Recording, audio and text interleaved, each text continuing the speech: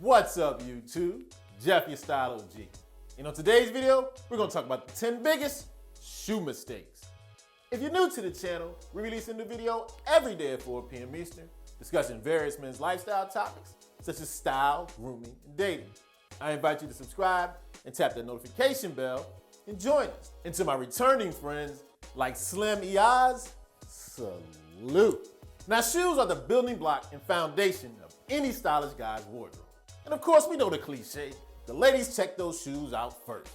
And because shoes are such an important part of our wardrobe, I want to make sure you're not making some of the simple and not so simple shoe wearing mistakes a lot of us guys do make. So that's what we're going to talk about in today's video. I'm going to give you my picks for the 10 biggest shoe mistakes a lot of guys are making. So without further ado, let's hop into these shoe mistakes. Shoe mistake number 1, not investing enough money in quality dress shoes to begin with. Now, I know a quality dress shoe can run a lot of money. These shoes, for example, cost me around $400. But hear me out, a good quality dress shoe is worth the investment. Now, this shoe I've had for 7 or 8 years, and I wear it easily 30 times a year, and I haven't even had to get it resold yet. That's the purpose of a quality dress shoe. Buy a $100 shoe, it'll be done in a year or 2. This one, I can get it resold, wear it for 10, 20 years.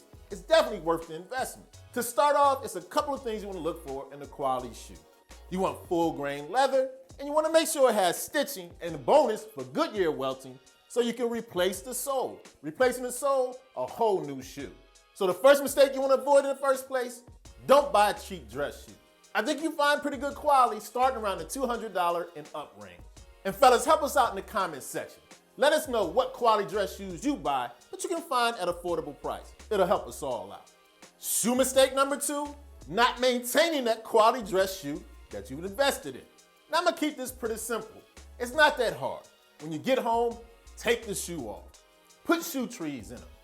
Time to time, every couple of weeks, polish those shoes. And if you want to, a little leather condition. The more you maintain and take care of that shoe, the longer it'll last. Make sure you maintain that quality dress shoe. You invested a lot of money in it, don't make the mistake of not taking care of it. Shoe mistake number 3 piggybacks right along with shoe mistake number 2. That's wearing the same shoe on consecutive days. Here's why this is a bad idea. When you're wearing that leather shoe, the perspiration is soaked up by the leather. Letting it air out and putting that cedar tree in it for at least 24 hours allows the moisture to be drawn out, causing less damage to the leather. On top of that, not wearing it for another 24 hours allows the shoe tree to help the shoe keep its shape. Getting that moisture out of there, keeping the shoe's shape, make that shoe last much, much longer. So make sure you invest in a couple of pairs of shoes so you can rotate them out. Next up on our list, not realizing the power of the brown shoe. Now, I know what you're saying. The black shoe, more formal, you need it for your job interviews, your weddings, your funerals. I don't argue with that. But almost every other situation, a brown shoe is a much more stylish and versatile choice. You can wear brown shoes with anything besides formal. Semi-formal and down, I'm talking jeans, trousers, suits, chinos. The brown shoe works in almost every situation. And with all the different variations of shades in brown, you have a limitless amount of possibilities on how to rock that brown shoe. Don't sleep on the brown. Next up on the list, and one of my personal, and I mean seriously personal pet peeves, wearing flip-flops anywhere away from the beach. Now, I get it, it's warm, it can be hot outside, you want to air those toes out. Please don't do it. We don't want to see your toes. Now, on the beach, flip-flops, very appropriate. No problem with you wearing them there. But anywhere outside of that, especially with jeans, I hate them. I know I might be taking this a little personally, but please, for the Style O.G, no flip-flops away from the beach. Next up, we have another warm weather shoe mistake. That's wearing shoes without socks. Now, I get it, loafers, monk straps, boat shoes, they all can look good with that no sock look. But that doesn't mean you actually go without socks. That's why they invented one of the greatest sock inventions of all time, no-show sock. You get that no sock look, but you don't get the smell and the perspiration damaging your shoe that not actually wearing socks does. So please, whatever you do, load up on those no-show socks. Our next mistake is for you sneakerhead guys out there. And I'm a sneakerhead myself. But you sneaker guys, mix in some dress shoes with them sneakers every once in a while. Now, I know you might be used to wearing sneakers, and they're fun to collect. But you're grown up now. Not saying get rid of the sneakers, but mix in an occasional loafer, occasional monk strap, occasional wingtip.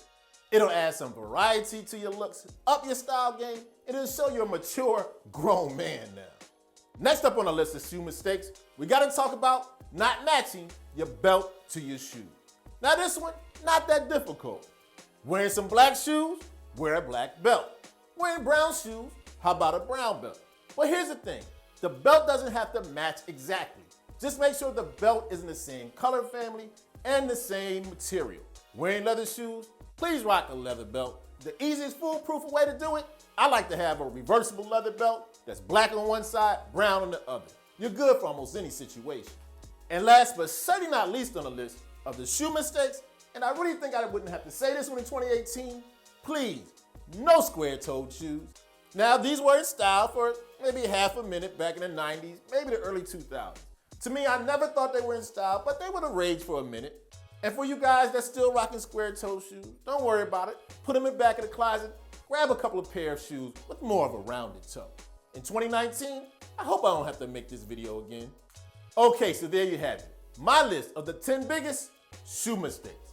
Let me know in the comment section if you feel like I left anything out. As always, I hope you enjoyed the video. If so, hit that like button. It helps the channel to grow. And of course, tap the notification bell so you don't miss any of the videos we release every day at 4 p.m. Eastern. And I'll check you out tomorrow.